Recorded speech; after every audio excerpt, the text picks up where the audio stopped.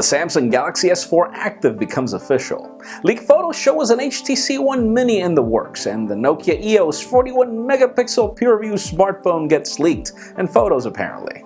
I'm Jaime Rivera, and I'm using an 8-megapixel camera to film this. It's not 41 megapixels, and this is Pocketnow Daily.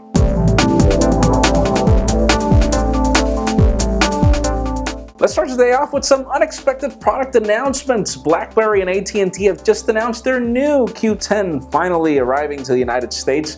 And as it turns out, this is the same phone pretty much. Links down below for full specs, dates, and everything. $200 after a 2-year contract as well, the typical. But there's also rumors of a BlackBerry codename A10 happening in the fall. And apparently this will be the new flagship to substitute the Z10. So we're going from A to Z.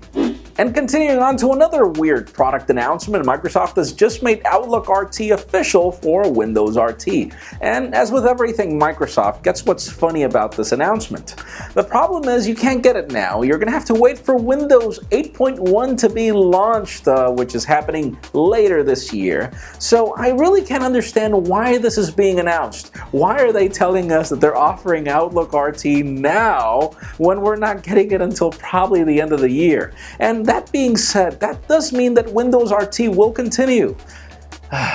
Sadly. Now let's talk a little about Nokia. We've got some leaked photographs of the probable EOS Elvis codename smartphone that they're testing with AT&T, and this is pretty much looking like a Nokia Lumia 920, only with a huge hole at the back for the camera hump. And apparently this camera hump is kind of interesting. It's a full module, but the interesting part is that the leaked photo of that full module is proving to be a fake, so we'll keep you posted on the news, but so far it does seem like if this product is real, unless you actually drill a hole on a Lumia 920, sadly.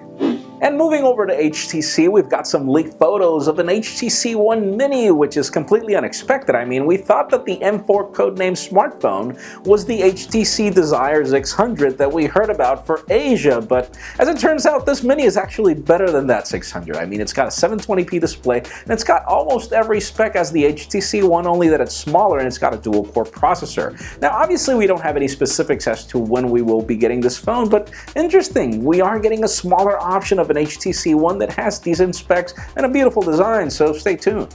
And finally, for the hot news of the day, Samsung has just taken the wraps off the Samsung Galaxy S4 Active, the ruggedized version of the Galaxy S4. And as it turns out, it shares almost everything except some minor points in the design, and obviously you get a lesser camera here, being stuck at 8 megapixels. But this is kind of interesting because we were expecting a Samsung event to happen in London in 2 weeks. Anton is going to the event, and then again, what are we going to see at this event if these products are already being announced already? So stay tuned for that, but at least to the question of the day.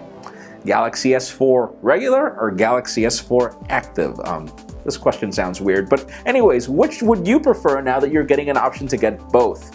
In my particular case, honestly, I prefer ruggedized phones. I prefer to have the peace of mind of knowing that if I drop my phone in a pool, it'll survive, but leave us a comment down below. What do you prefer?